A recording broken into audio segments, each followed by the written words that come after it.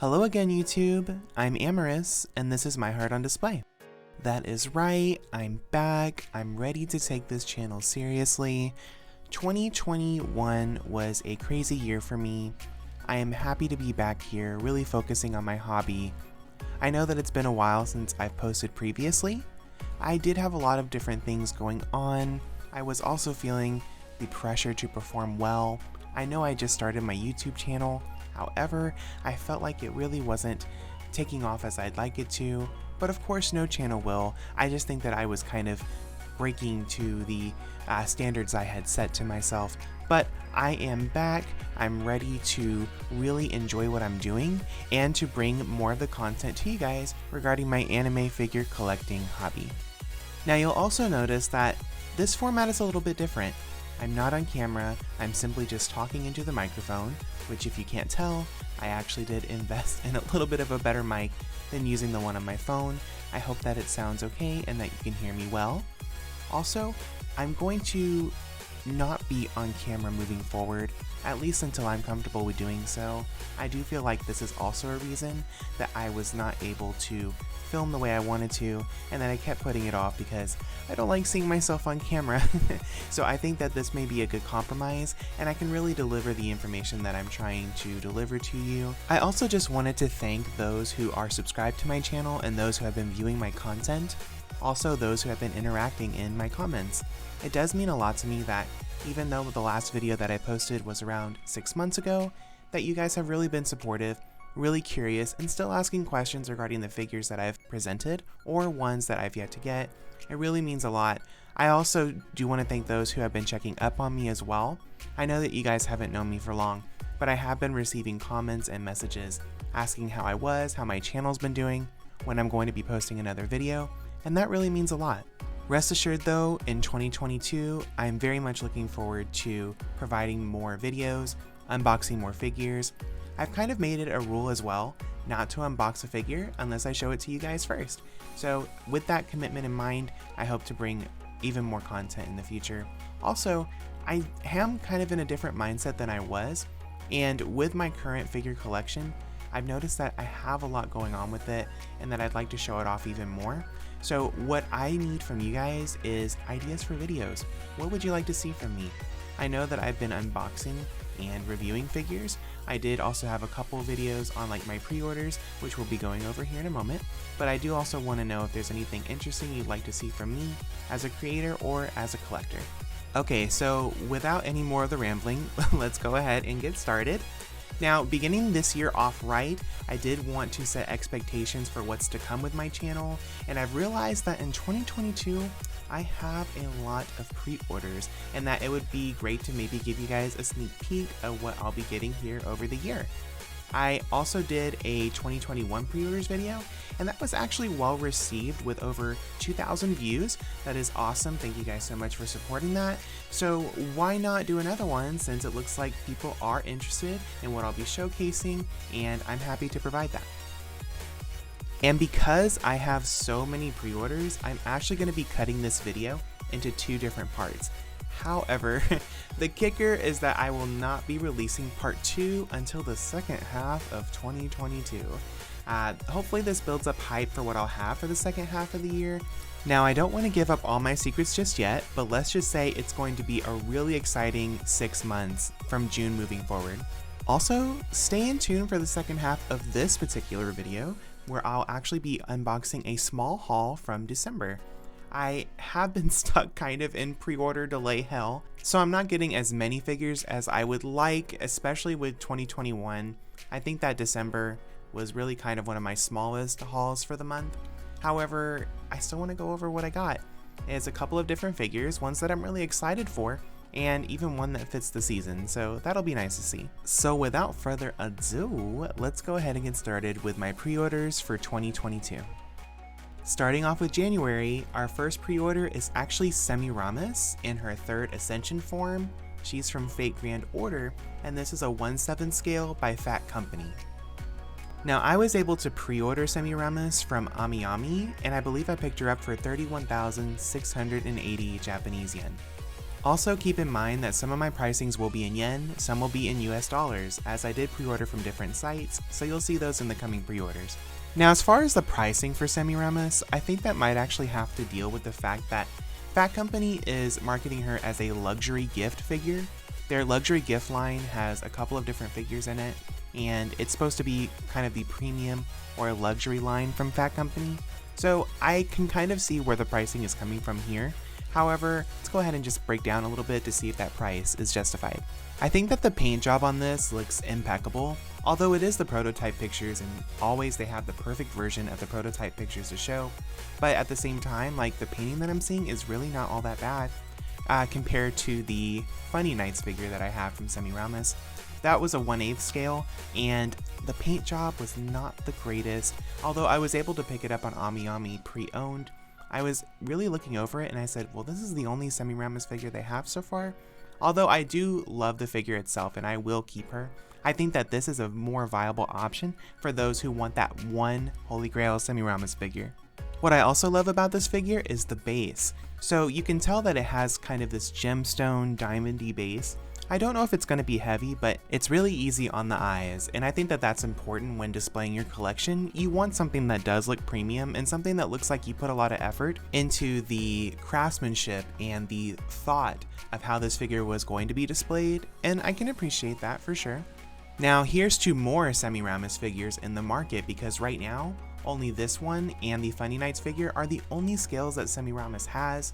I know that there are some garage kits, but I'm not a painter. I'm not going to be able to get those and display them the way that they're meant to. So these are really great options. I do think the price is a little bit high for just one figure, but then again, if it's luxury that they're going for, I think that this figure can really sell the idea. Next up, we actually have 3 Nendoroids, all from the same series. We have Kairi, Roxas, and Lee, all in their Kingdom Hearts 3 versions, and these are going to be Nendoroids by Good Smile. Now all 3 of these Nendoroids have actually been released already. However, I did order these from the Good Smile US shop. I received Kairi for $61.99 USD, Roxas for $60 even USD, and then Axel for $63.99 USD. I feel like I'm on a mission to actually collect all the Kingdom Hearts Nendoroids, and I feel like they did really well with Kairi, Roxas, and Lee here. My favorite one being Lee actually here, simply because it's more true to the character. I also like that they include the marks under his eyes as a faceplate to give the old traditional Axel feel.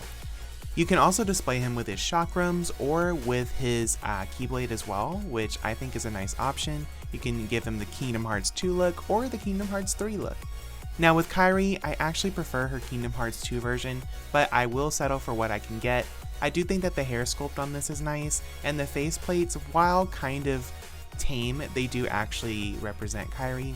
She has her Destiny's Embrace Keyblade, which is her signature Keyblade, only hers, and I like that you can display her with that. I think the choices for promo pictures for Kairi as well actually really highlight the fact that you can pose her with Sora. I think that that's a really cute kind of idea, and it would be similar to the Remind DLC official artwork, so that's definitely an option for me. And then last but not least, we have Roxas in his Organization 13 hood. To be honest, I probably would have preferred him with his original clothing that he had in Kingdom Hearts 2 at the beginning in Twilight Town, but beggars can be choosers. I do like though that he does have his Oblivion and Oathkeeper Keyblade. Those are his signature Keyblades, the first double wielder for Keyblades, and the fact that you can pose him as such really gives the idea that you can recreate these scenes from like 358 Days Over 2 or the Deep Dive Secret Movie from the original Kingdom Hearts game.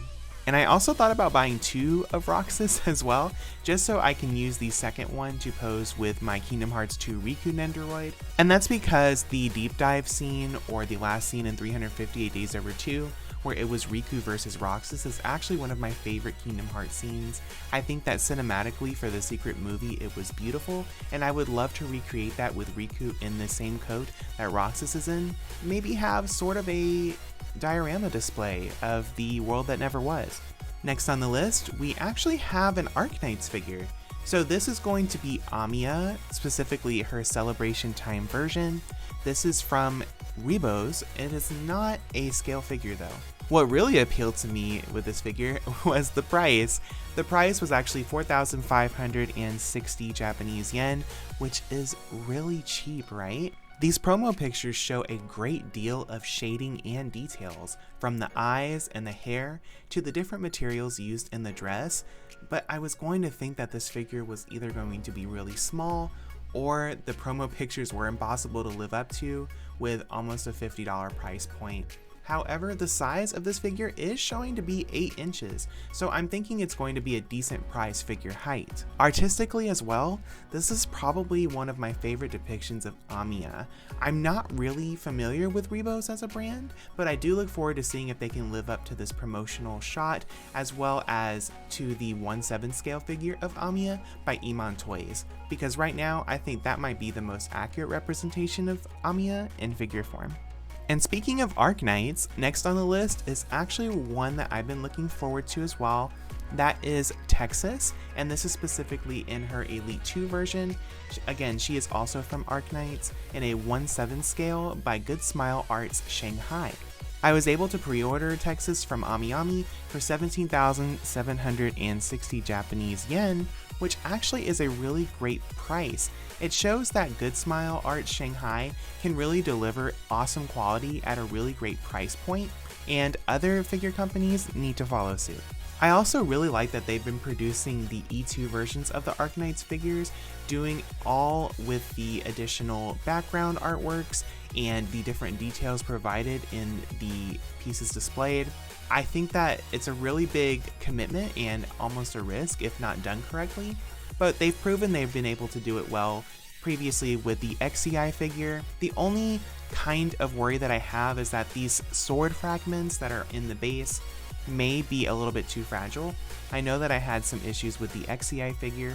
There were some fragments on the back display piece that had broken off, and I'm hoping that that doesn't happen with this figure. However, otherwise it looks pretty sturdy. I love how dynamic the base is, and I love the contrasting colors of the ice blue with the neon orangey red that really draws me in, and that is really fitting for Arknights artwork. You see a lot of those contrasting colors. Continuing on with the long month that is January, we have Neku Sakuraba, the animation version, and this is from the World Ends With You animation.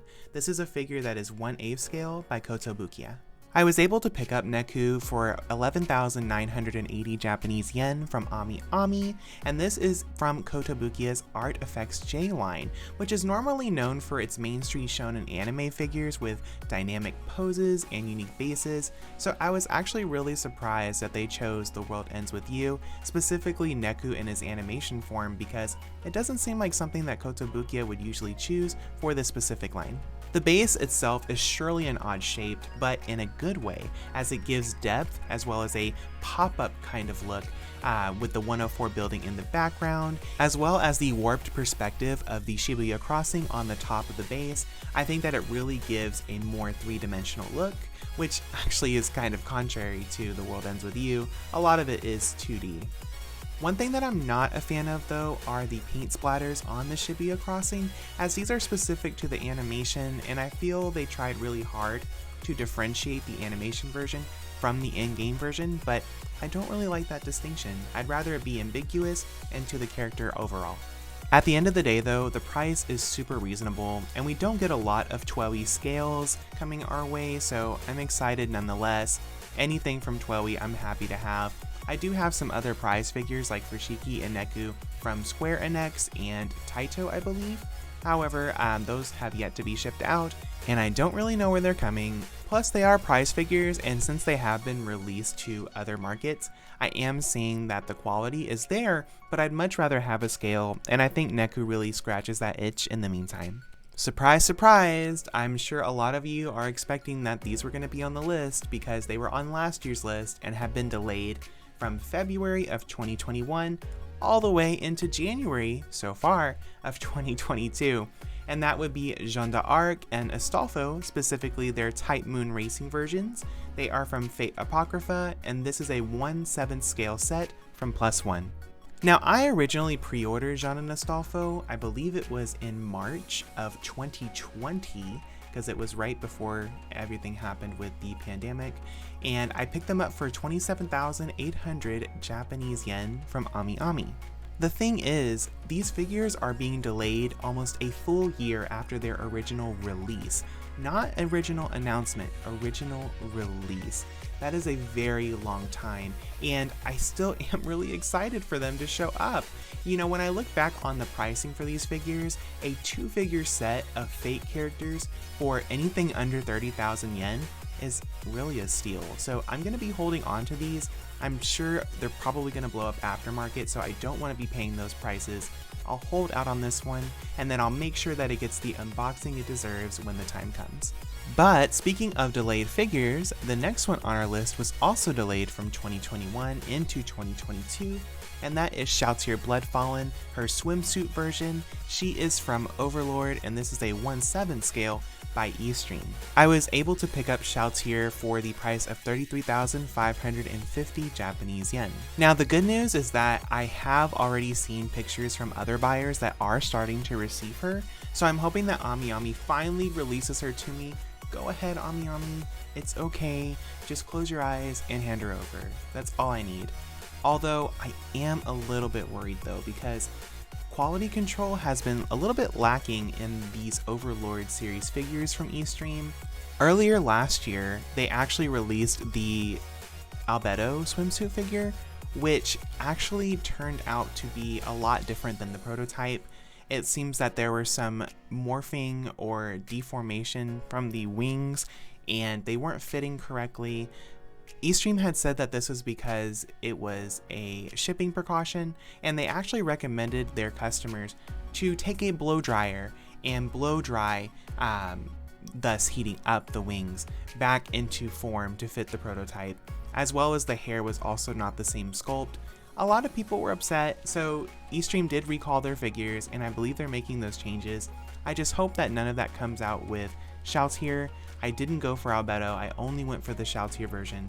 But from what I'm seeing, it's pretty true to the prototype, so I'm assuming they learned their lesson with Albedo. It wasn't until I started recording this that I realized how many pre-orders I actually have for January, because we are not finished. The next pre-order is actually one that was a re-release from a different company originally. This is Nero Claudius in her Idol Emperor version from Fate Extella. This is a 1/7 scale figure, originally from Aqua Marine, but is now being redistributed by Good Smile. I picked up Nero for $192.99 USD, but I will say that seems a little bit too pricey for my liking, especially because this is a re-release from a 2018 version from the company Aqua Marine, which I believe may have went into bankruptcy, but I know that they are closed. Don't quote me on that. That is alleged, I'm not really too sure. However, Good Smile was able to snag the rights to the figure and has since redistributed it, but I don't think the price point is really fair. I'm thinking around $150 to $160. A little bit of a cut would have been more reasonable. Giving credit where credit is due though, she is stunning, and the rose red theme really fits her to a T. She'll make a great addition to my unintentional Nero scale shrine that is slowly building for some reason. The downside though is that she actually is a very specific figure, so I'm hoping that she blends in with the rest of my collection, but if she doesn't, she'll stand out and that's fine, that's what she's meant to do. So am I happy with the pre-order? Yes. Am I happy with the price point? No. Am I going to live with it? Of course. With our last entry in January, it was actually from 2021 as well. We've got a lot of 2021 on this list, and January seems to have probably the most, but looking at it, this is one that I very much welcome, and I hope that she gets released this month. This would be Lucia Dawn from Punishing Gray Raven, and this is the posable 1/8 figure by Apex, specifically their Architect line. For a posable figure though, this came in at a little bit of a pricey range for 13,000 Japanese yen, which is actually a lot considering that she is posable, she's got the joints, she's 1/8 scale. Not that jointed figures should cost less, but I feel like the scale figures are usually ones that are more on the high end side when it comes to pricing. However, this is one that I really didn't question pre-ordering. Even though it's 1/8, it's one of my favorite characters from Punishing Gray Raven, and I'll throw money at that. Side note though, does anyone actually play Punishing Gray Raven? It's actually taken one of the top spots for games that I played in a long time, and I frequently play it every single day. I go through all of my stamina only to be yearning for more gameplay. So if you guys play Punishing Gray Raven, feel free to hit me up. My username is Amorous, and if you need my ID, definitely hit me up and we can exchange those, become friends, link up for some co-op matches. I'm totally down. Speaking more about the figure though, I think that they really nailed Lucia even in this posable form. Lucia Dawn's black and red color scheme is so recognizable to her now, and I think of her anytime that I see that scheme. This makes no difference. I believe that the pre-order bonus also comes with an additional weapon, so I'm excited to see which one they choose for that. I don't think that I have the strongest weapon for Lucia right now, but I do main her as one of my main team members in PGR, and I think that she represents really well in this figure. Although recently I've been playing more Lucia Plume, which is the S rank version of Lucia. For those who don't play Punishing Gray Raven, the characters you receive that you play as are called constructs, which are basically android bodies with human consciousness and minds, and those consciousnesses can shift from body to body. So Lucia Plume, as depicted here, would be one that I would really want a scale figure of. I think she's really expressionable, and they can have some really great poses for her that would probably be really dynamic. So as you can see, the month of January is pretty spicy. Again, I'm not really holding my breath on a lot of these figures. I'm sure they'll continue to be delayed. If not though, my wallet is ready. Bring them home to mama. So now that we finally have January out of the way, let's go ahead and move on to February. With February, I've got a couple of interesting pre-orders. The first one is a re-release, and that would be Purple Heart from Hyperdimension Neptunia. This is a 1/7 scale figure by Alter. Now, I was able to actually pick up Purple Heart last minute on Ami before the pre-order period ended, and I was able to pick her up for 19,600 Japanese yen. Although thinking about it, we cannot get away with those prices anymore. Alter's figures have really skyrocketed in price, although I think it's almost justified for the quality that they've been putting out there. I'm just glad to see that they haven't jacked up the prices on re-releases as well, or else I would be in bad shape. On that note though, this will be my third Hyperdimension Neptunia figure, as I do also have Black Heart, which is also from Alter in the same set, as well as Next Purple from Vertex, which was on re-release last year. I've actually honestly thought about just canceling this pre-order because my Next Purple figure already fits the bill for what I need in Neptunia. The issue is that I just can't pass up the chance to display this one with Blackheart, as well as I saw this figure aftermarket for disgustingly high prices, so I can't really beat the pricing there either, so it did entice me to keep the figure. You can tell from the paintwork and the coloring that this is nothing short of Alter's work. I also love that the pose that they've put Purple Heart in. The only thing that I am worried about though is the weight of the sword that she's carrying, and I only say this because the Blackheart figure that I have, the sword actually broke out of her hand, breaking part of her hand as well. So because that snapped off so easily with the weight of nothing on it, that I sort of have that same buyer's risk and worry with this Purple Heart figure, but it does look like it's in a better pose than Blackheart's, and I think that Blackheart still displays well without her sword. It would still look great next to Purple Heart. So while I'm really teetering back and forth on whether or not I'll keep this order, I most likely will. Moving on though, we are back to Nendoroids, specifically one that I think a lot of people may actually be anticipating, and that is the Elias Fiel von Einsberg Nendoroid from Fate Kaleid liner Prisma Elia.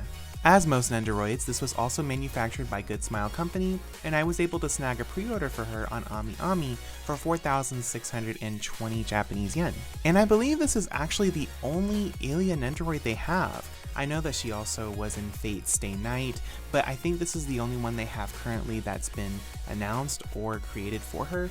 But I wouldn't have it any other way. I do think this is the cutest version of Elia, and Good Smile did a really great job of capturing the detail in her outfit, the gradients in her clothing, as well as her ribbons. I really love the faceplates they decided to give her as well. We can let her be quirky, we can let her be happy.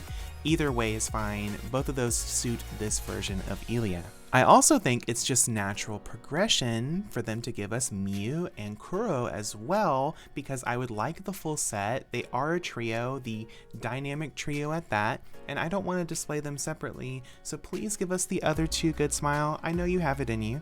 On the topic of sets or trios or groups of figures, next on the list are 4 special figures that I'm excited for, and those are Azuki, Coconut, Maple, and Cinnamon, all from the series Nekopara. These are actually pop-up parades made by Good Smile Company. Now these 4 cuties I were able to pick up on Right Stuff Anime for $30 USD each, which I think is a fair price for pop-up parades. Now while Maple and Cinnamon are already released, I know what to expect with them, but we have yet to receive Azuki and Coconut, so I don't know how they're going to turn out, but from what I'm able to see anyway, it looks like they're going to be keeping up the quality not only with the chocolate and vanilla figures, but with the rest of the cats as well. These were also ones that I picked up last minute. I feel like I pick up a lot of figures last minute, and it's whatever. It's the impulse in me. I can't really help it. When I see it, I like it, I get it, I buy it, right? But back to the figures, if chocolate and vanilla are in any reference to what I am expecting with these figures, then I am so excited.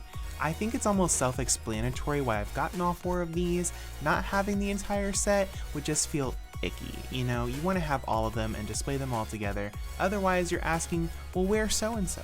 Where's Azuki? Where's Maple? Where's Vanilla? And if you don't get all of them, there's always going to be that missing piece, so I made sure to order all of them and not took that chance. Another thing I'm curious about is the sizing. So I don't know if anyone else has noticed, but the sizing for pop-up parade figures is a little bit questionable. We have the chocolate vanilla figures. I know I keep referencing them, but they're actually one of the best references I have. I compare them to the height of like my Promare pop-up parades that I did review on this channel, and they seem about the same size. So it's a little bit strange the height that they choose. It makes me a little bit concerned with Coconut specifically and Azuki, because Azuki being the shortest, Coconut being the tallest, I don't know if they're going to be true to their scaling and size, but we'll just have to see. And because of the pricing of these pop-up parades, I don't think they're ones that I will be canceling anytime soon.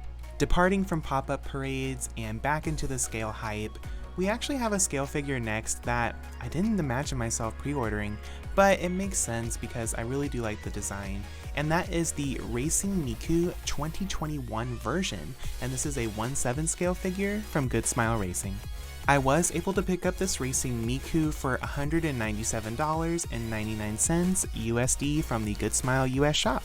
Honestly, I usually like to order from Ami when I can, but I did notice that this was only being limited to the Good Smile shop, and I wasn't able to pick her up anywhere else, so I am sure that this will also have an extended delay because a lot of my items from the Good Smile US shop are not being shipped at this time, so I'll probably be getting her later in the year, but I figured it was worth mentioning because right now she's set for February.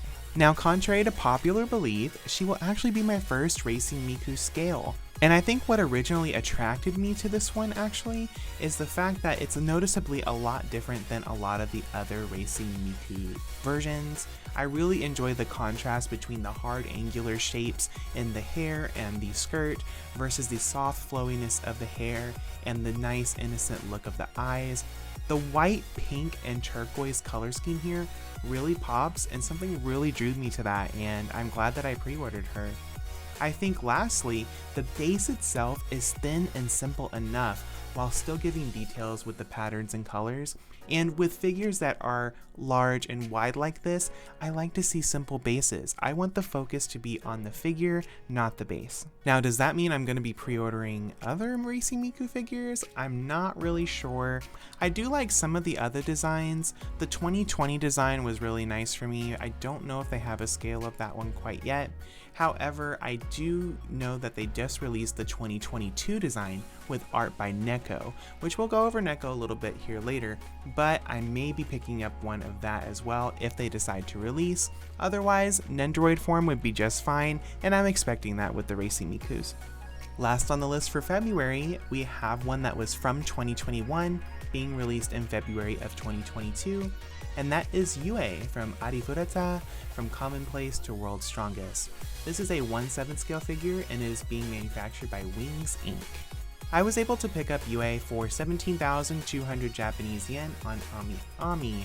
Now, while this was delayed into 2022, I still have been a little bit on the fence thinking about it this whole time, only because other shots I've seen of this figure from like promotional material or displays that they've had is that her base looks like a bulky matte black base, which you see here in the promo shots. That's not what it shows. Now normally in promo shots they will usually have like a clear or glass flat base, only because they want to show off the figure itself, but I think that it's kind of needed for Yue.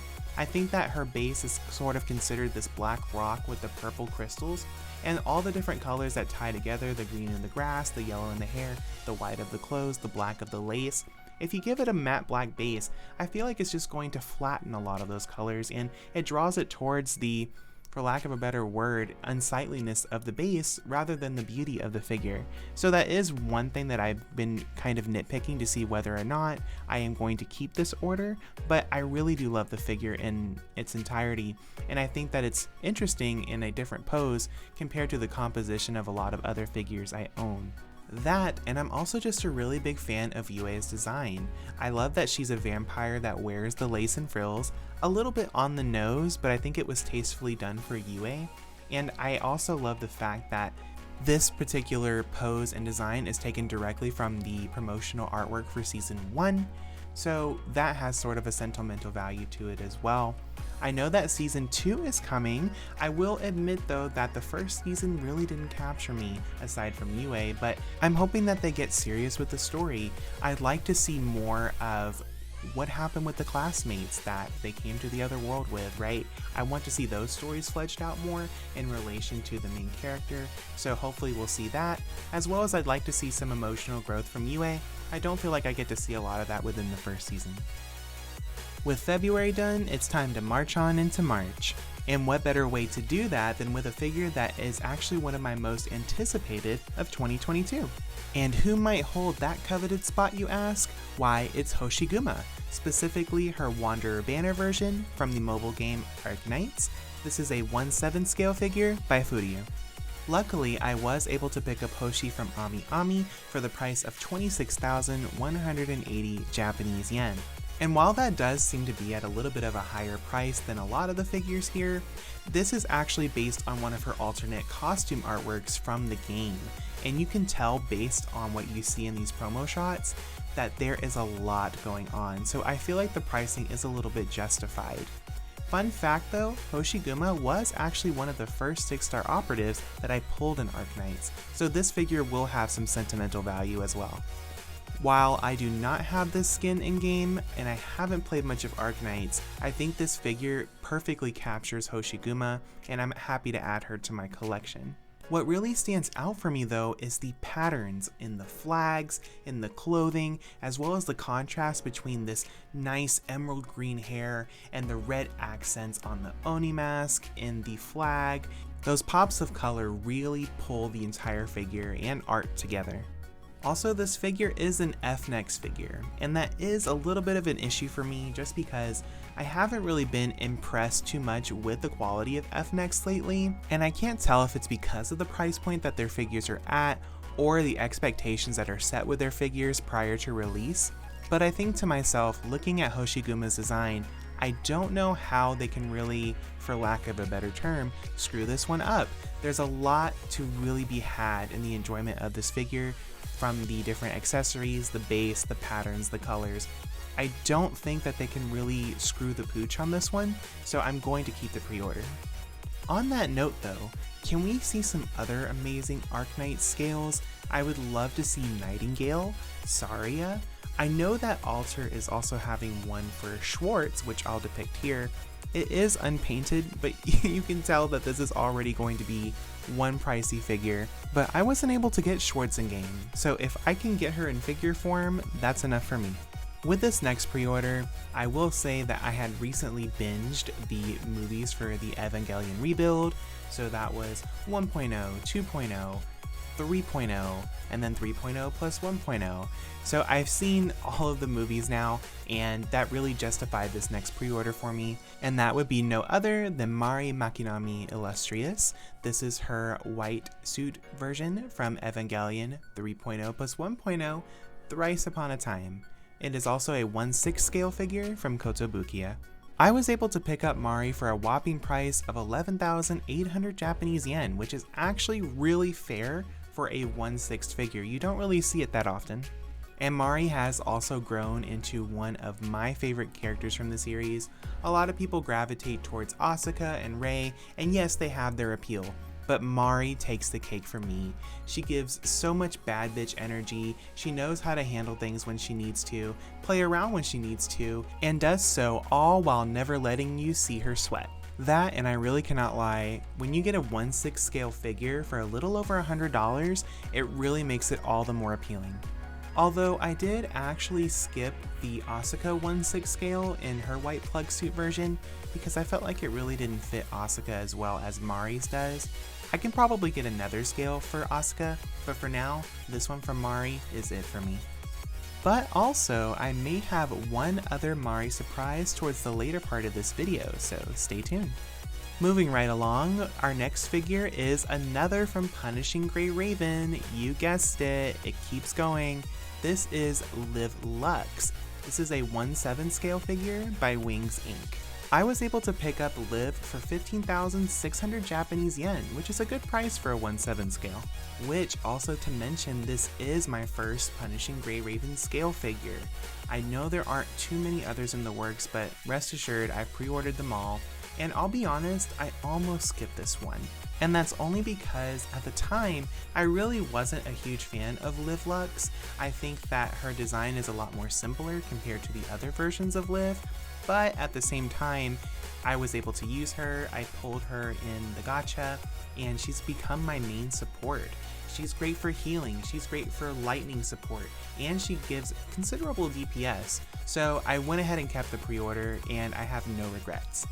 My one gripe is that the support pulls are a little bit distracting, but I don't mind them. I know they have to be there to display Liv's weapon. Otherwise, the figure doesn't really meet the grand expectations that I would have for a Liv figure. On a positive note though, I love the pearlescent paint used here. It makes so much sense for Liv's color palette, and I do love the way they went for this frosted, transparent material for some of the clothing details. Again, Liv is a construct, she's an android. The pearlescent paint gives a metallic feel, and that really makes the figure pop for me.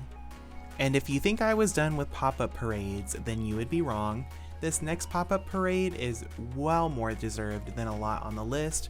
That is Ryuko Matoi from Kill la Kill.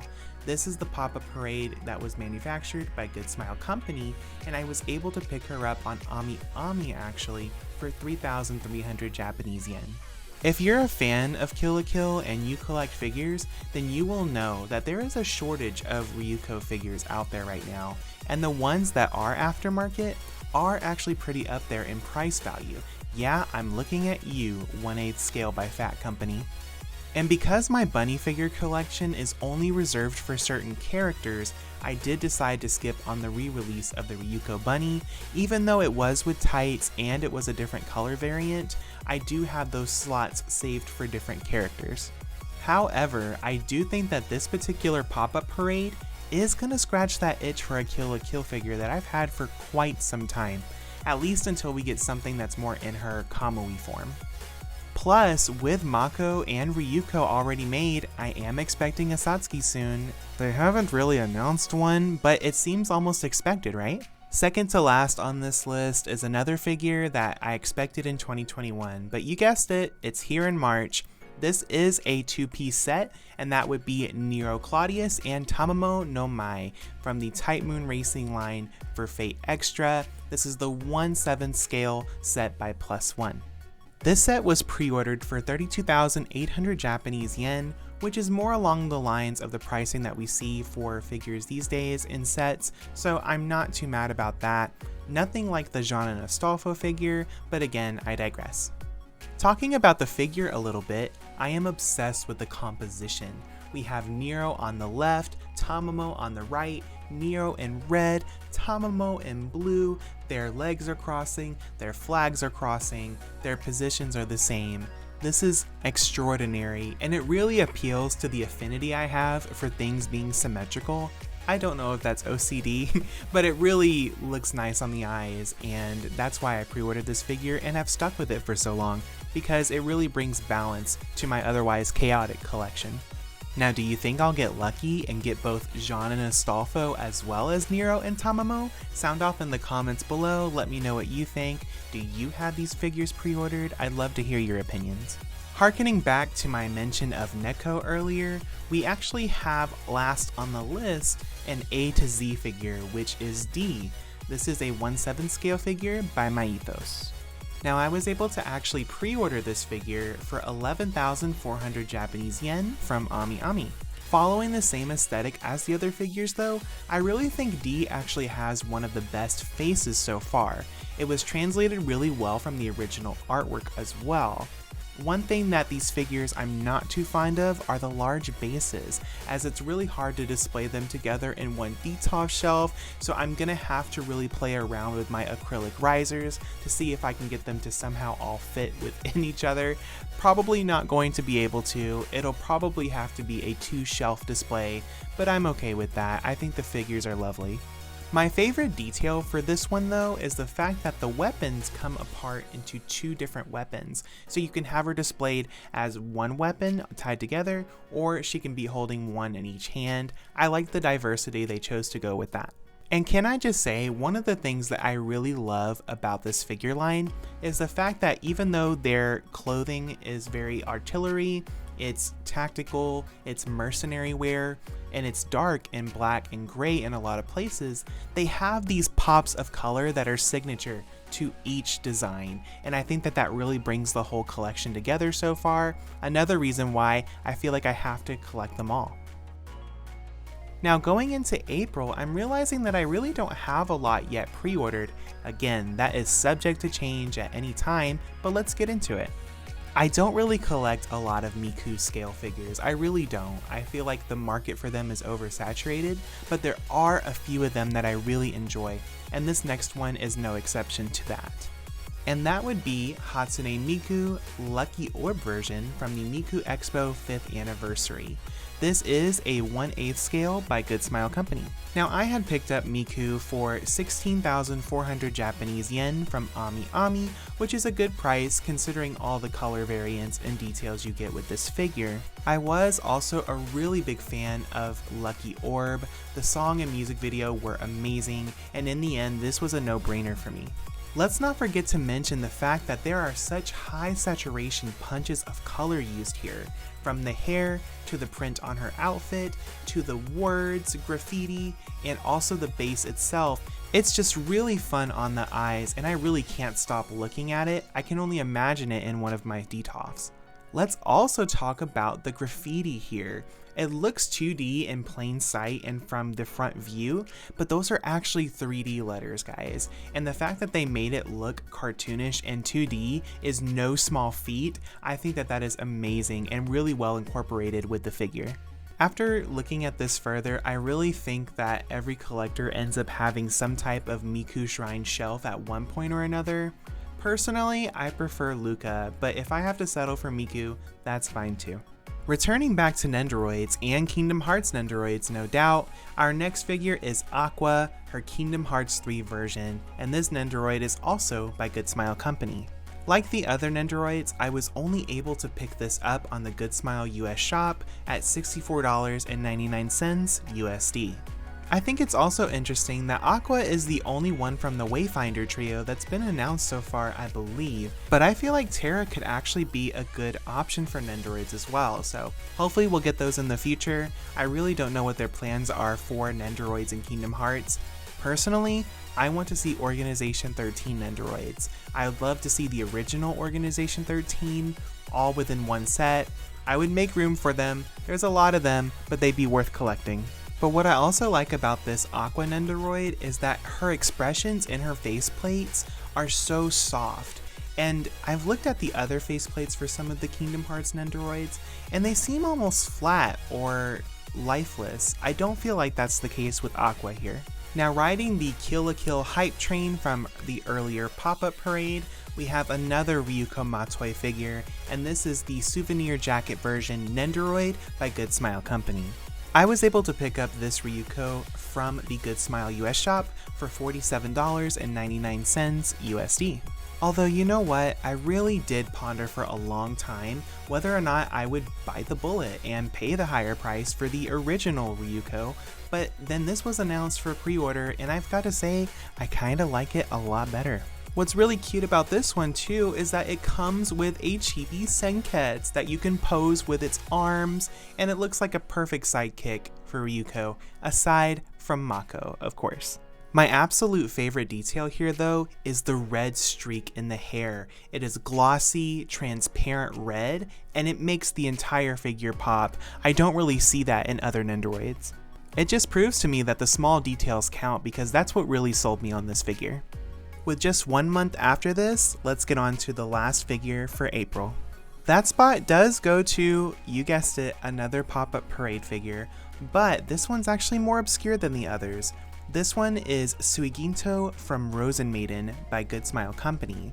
I was able to pick up Suigintou from Ami Ami for 3,300 Japanese yen. I'm glad that this wasn't something limited to the Good Smile US shop, as I really love Ami Ami as a distributor. I think that's a common theme in a lot of my pre-orders. But on the topic of Rosen Maiden, are there any Rosen Maiden fans out there? I find that our community is really small, but it's actually really passionate, so I'd love to get to know more of you. And I have to say, I was so excited to see that Suigintou was getting a pop-up parade release, since I actually recently gotten Shinku from the same line at the end of last year, and I was really impressed with the quality of the figure, so I'm expecting no less for Suigintou. One thing I did notice though is that Shinku and Suigintou both seem to be based off the Rosen Maiden 2013 anime, rather than the original. Why this is a bit of a problem is because Suigintou's face is a lot more soft and calm, whereas in the original anime, she was more cold, vicious, and cunning, which added more personality to her, to be honest. She was more of the antagonist for the original anime season. I do also wish that both Shinku and Suigintou were given better poses, just with a bit more motion in the faces, but I am a sucker for any Rosen Maiden merch at this point. I'm just glad to see that the series is still getting some love. Could there be a new series coming? Who knows, but I would love to see it. We are finally at the last month of May, guys. I'm so happy to finally be done recording this, but at the same time, I'm also the most excited because this has a couple of my most anticipated figures of the year, and I'm so glad I get to share them with you. However, first up, for May, we actually have one that I was on the fence about but later changed my mind, and that is Misato Katsuragi with her good old sidekick Pen Pen from Neon Genesis Evangelion, and this is from the Gal series by Mega House. Only recently did I actually pick up this figure, and I did so for 19,580 Japanese yen. Now, this was a figure I was really on the fence about just because I wasn't a huge fan of Misato's hair sculpt, and the second round of promotional shots taken is when it really turned me around. The first ones taken were kind of washed out in color, but as you can see here, the colors are punched, they're deep, they really drew me towards the figure, and it did make up for the fact that I wasn't too much of a fan of the hair sculpt. It has grown on me, especially with the blue and black colors used for the hair. Also, a really nice selling point for this set is actually the base it comes with, because it has elevated height levels. Of course, I know it's because it's stairs, right? But it does bring that element of height to the figure, which I think is going to help when displaying it. And looking closely, there's also quite a bit of shading on her blouse with a darker maroon red, which really fits.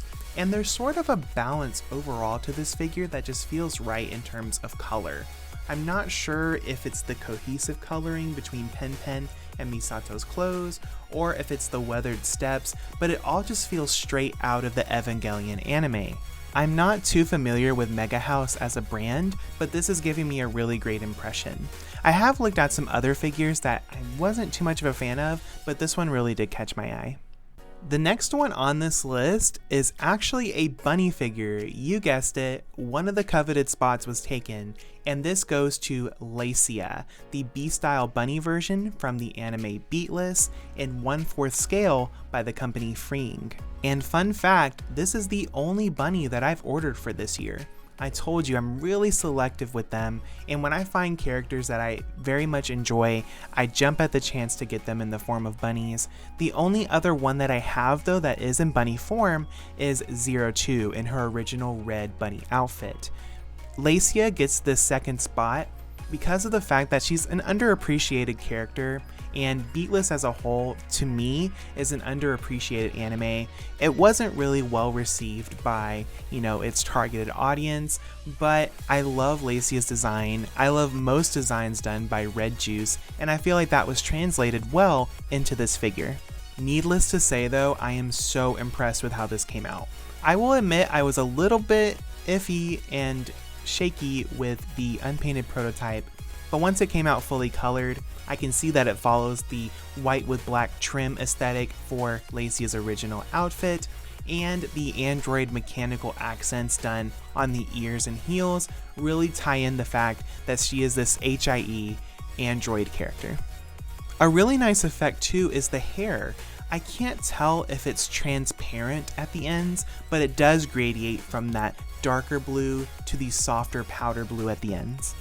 Not to mention the eyes, you can tell that they are this soft printed, painted on type of look, where normally with anime bunny figures, you see that they have these hard, sharp lines used for the eyes, which is honestly expected for most figures. But with Lacia, it seems a lot more soft, just because it is based on that Red Juice style, which uses that same technique. Now, even though this is one of my most anticipated figures, the only gripe that I have, if there is one, is that the pose is very reminiscent already of the 1/8 scale done by Good Smile, and I've got that figure as well. The face also does seem a little bit inaccurate in terms of proportion, but I knew at first glance that it was Lacia, and really that's all I needed to justify the pre-order. I'm also thinking about how well these are going to display together with Lacia and the 02 bunny. We have the red and blue, opposites attract. They're going to make for a really nice contrast to my collection. Moving right along into the summer season, what better way to celebrate than with a summer figure? And that is Shiro, the summer version from No Game No Life, and this is a 1/7 scale by Fat Company. I was able to pick up Shiro for 17,980 Japanese yen. About the figure itself though, Fat Company is actually known for their No Game No Life figures. They all have the signature manga art style, as well as a chessboard, chess piece type base for each figure. Now, I don't really think that fits this figure very well because it is a beachwear summer version of Shiro. I wish that it was more of a beachy theme, maybe the same type of base with some sand, but I understand they were going for consistency. On the bright side though, I do think that this is actually one of the best hair sculpts I've seen for their Shiro figures. Her hair is actually up, and she's tying her hair essentially with her crown, which is a creative idea. Also, the fact that her beach robe kimono garment matches her hair is a key detail, as well as even tying it in with the floaty that she has, which looks realistic, mind you. I think that was a great way for them to tie all the colors together and keep the theme cohesive.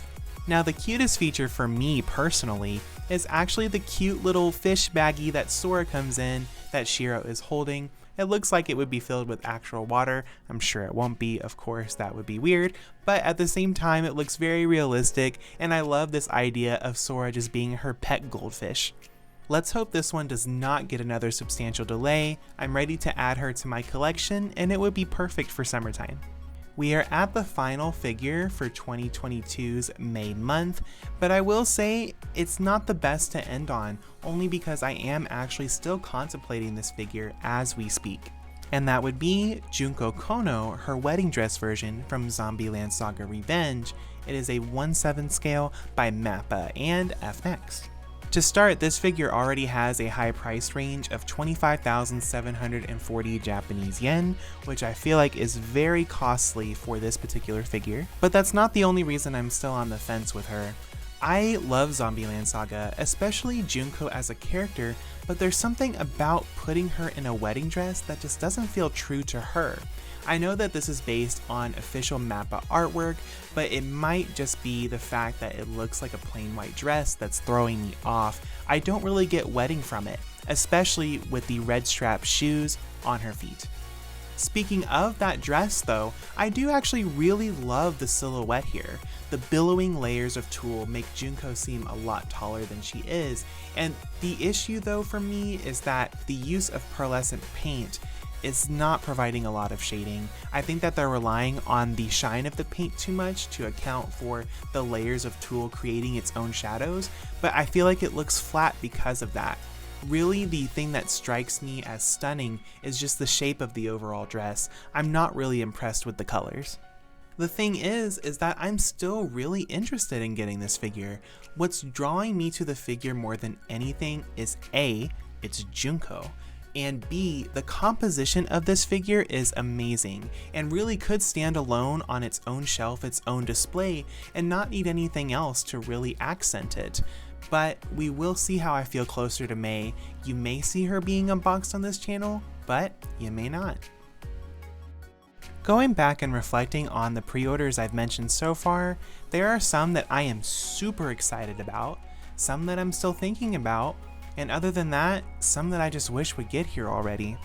I've got a whole new batch of pre-orders to go over in the second half of the year though. Those will just have to be hush hush until then.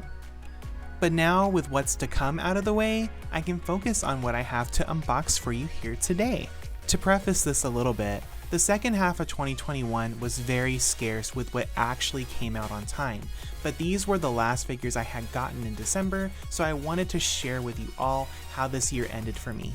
First up, we have one that I have been anticipating all year, and it came out just in time for Christmas, everyone. It is Nero Claudius in her Winter Roma outfit, the other version from Fate Extella Link. And this is actually a 1/7 scale done by the company QuestQ. This figure is actually a re-release as well as a color variant, and I was able to pick her up for 13,980 Japanese yen from AmiAmi. The color variant difference here is actually her sword, her weapon. It was her signature red in the original version, however, we get a nice metallic silver with gold lining, which I think fits the theme so well for winter. Next up is that good old Mari surprise that I was telling you about. It's Mari Makinami Illustrious, her Radio Eva version from Evangelion, and this is a 1/7 scale by Hobby Max Japan. So this actually originally went up for pre-order for 12,800 Japanese yen, which would have been a steal, but I ended up paying $200 even for her. So with that comes a last minute pre-order. I can't really help that, but I am glad that I was able to snag her. Luckily, Right Stuff Anime just happened to have her last minute, which is why I'm able to unbox her for you today. With those out of the way, let's go ahead and start with the unboxing.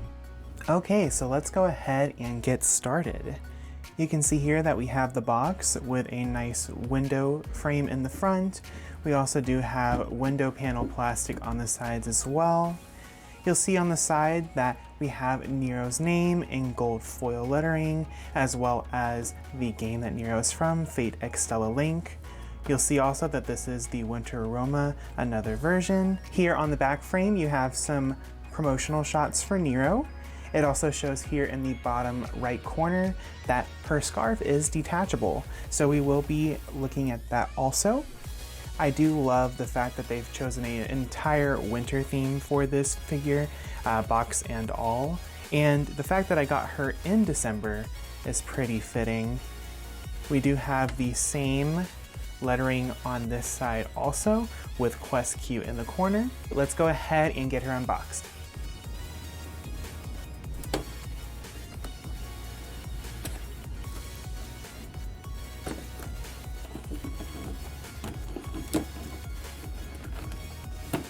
Instructions are also included for assembly, but we won't be needing those.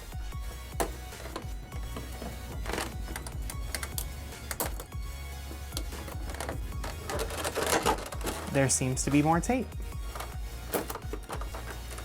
Alright, so first impressions.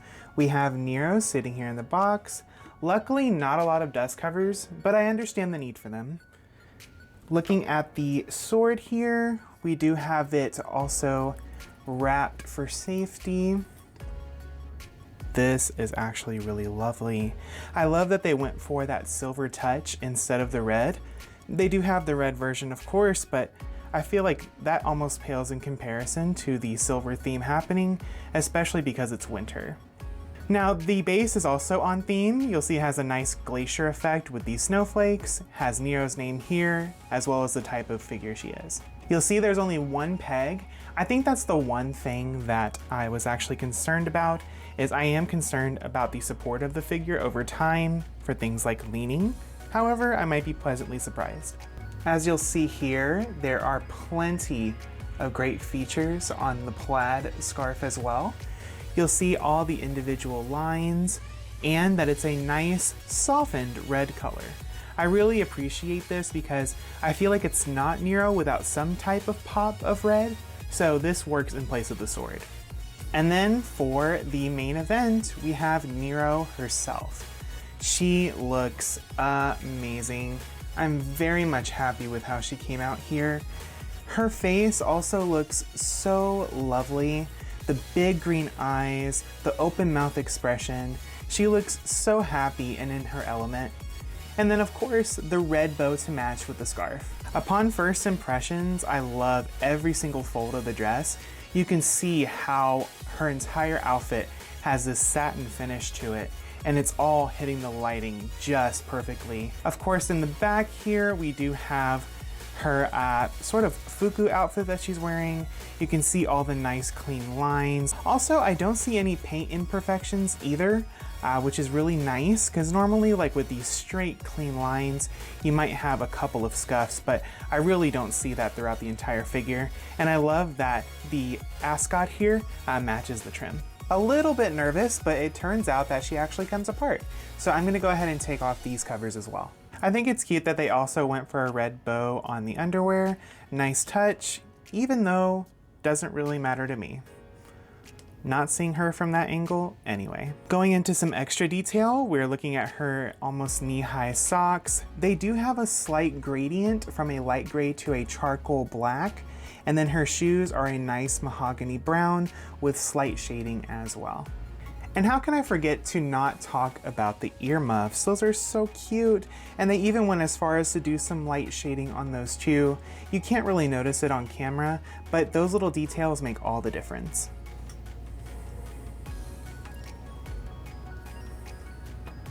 I cannot lie, getting the handle into this hand, through to this blade, and stuck in the back of her hand here, that was actually a little bit difficult and a little bit finicky, but it's definitely secure in place and it's not moving anywhere.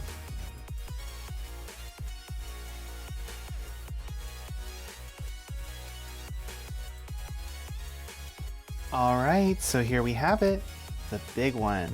Now, from what you can tell on Mari's box, she does have the signature Radio Eva artwork here on the side. I believe this is actually representative of the original color that Mari comes in.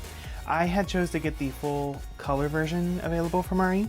However, I don't believe that's the only version. She does have this monochromatic version with a pop of red, which looks really great on her, but not really my style. I wanted one with true Mari colors.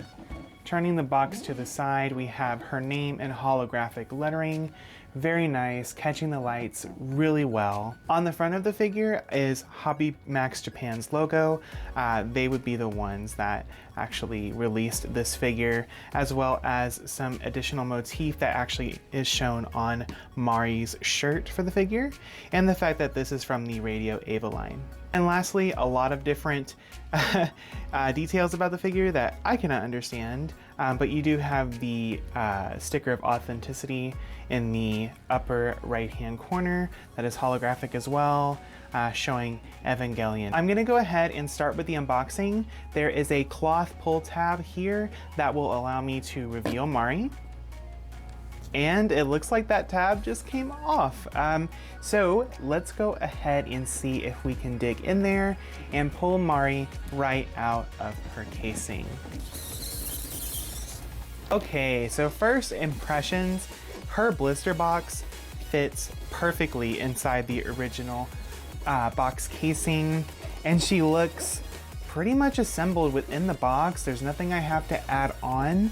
You can see there's a great display of her, and she is taped, all boxed up. I will need to go ahead and remove a lot of this tape that's found here on the outer edges of the box so we can open it up and see what's inside. Shown inside of the box, we do have instructions for Mari on how to attach her to her base. A really cool detail too is that they've printed Radio Eva engraved on the actual blister pack. You don't really see that a lot with figures, so I think that was a nice touch.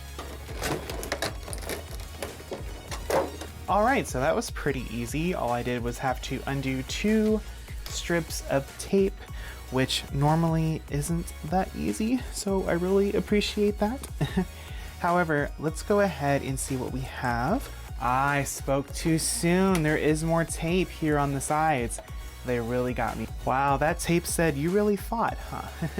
But I was able to get it loose. And now we're able to see Mari in all her glory. Let's take a look at the base first. With the base that comes with Mari, you see it's tucked away in plastic here. If I were to take that off, we do have a solid, actually kind of heavy, glossy base. I love this. It almost looks glass. And then if you see on the actual base, it says Radio Eva 10th anniversary. So the fact that that's printed on the top is actually really cool, and it brands the figure. The bottom actually does have the Hobby Max Japan logo, which you really don't see that a lot. And it is a flat base. There's no hollow side to it with the divots for pegs. It looks like the metal peg here is flat to the touch, and that means it's going to sit sturdy, no wobbling. I can put it on a riser as well without any issues. You'll see that Mari only connects through 1 peg, but she's not really a leaning figure, so I'm not too worried about that. I think this peg will be more than enough to support her figure.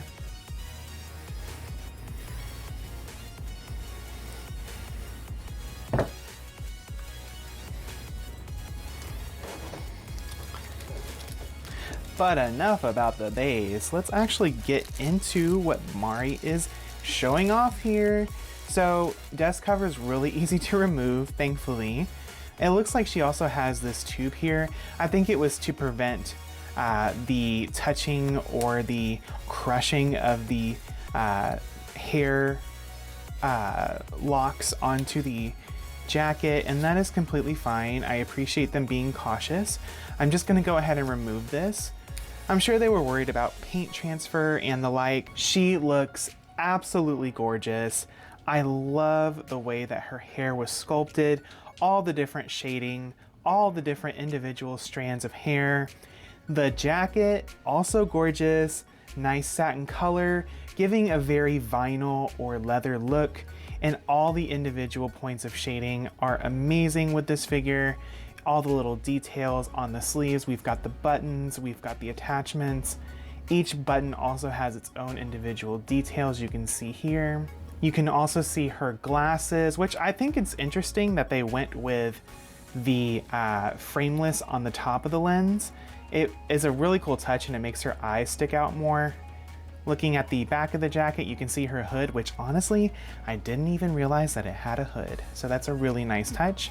But from the front, it looks very business casual, very, I'm going to the office, but I also need to relax. Down towards her pants, she does have the ripped jeans. The rip actually looks really nice with a lot of detail. There's even shading for where it would be distressed. And then the ripples as well in the crotch area actually fit really nice, and they look like well-fitted jeans. All the way down to her glossy black heels, What an amazing touch, and it really tops off the sophistication that I really think Mari brings in her best form. Looking at the shirt, we do have a nice satin finish with the black paint, and then the red glossy design also featured on the box. And then her facial expression looks really great from all angles. I don't think I have anything negative to say about it. I will say that the lining around the mouth is a little bit dark, but it's not anything that I particularly hate. I think that it's actually okay for what it is. And the pose itself is just chic. She looks very fashion forward. Last detail to point out here is the shading within the pants, as well as the detail of the seams and lining.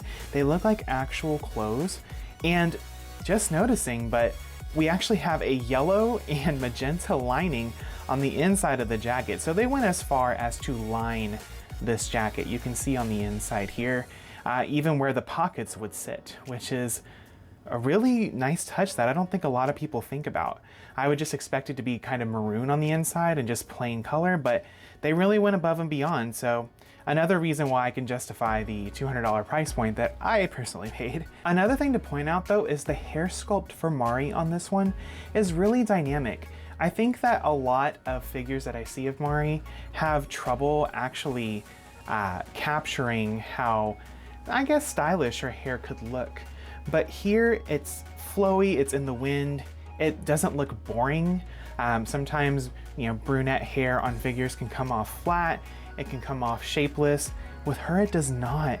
I can see every single strand, every single bit of shading, every single groove that was sculpted into the hair. It's flawless. I've got her on her base and she is good to go.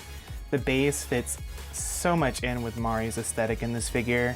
I have no complaints. It looks very street ready. It looks very metropolitan, and honestly, I think she looks better than most of the figures in this collection. Even better than a lot of the figures in the next Radio Eva collection, which I've already pre-ordered one, so I'm not trashing it too much because I do enjoy the line. But I think this is the Mari that I'm gonna go with. Not a huge fan of the one with the second line of Radio Eva. I think that her crouching isn't really a cute look, but this is the one that I'll opt for. And the one that I ordered, you'll just have to find out in part 2 of the pre-orders video in June. If this tells me anything about Mari, it just gives bad bitch energy. The flowy coat, I would wear my coat like that, honestly. I probably have a couple of times. The heel loafer type shoe is good for on the go. You can tell that she's a busy gal and she's got places to be. I'm obsessed with it, really. Well everyone, that concludes not only the unboxing, but also my pre-orders for 2022 video. I've really got big plans for 2022 and goals that I would like to reach for this channel. As long as I am not stuck in pre-order hell, then I can take you all with me on the adventures of collecting. Last year, admittedly, was a pretty good year for me. I was able to find out more about myself, as well as how that relates to my collecting hobby, and I'm ready to take this next year seriously, and I really appreciate you sticking around for it as well. As always, feel free to like this video if you enjoyed it, and if you're new here, or haven't already, go ahead and subscribe to this channel if you'd like to see more videos from me like this in the future. Additionally, I will have my socials listed in the description box below, so feel free to add or follow me if you'd like to chat, because I'm always looking for more friends to share this hobby with. I love anything anime, JRPG, or anime figure related. Until next time though, this has been My Heart on Display. Take care.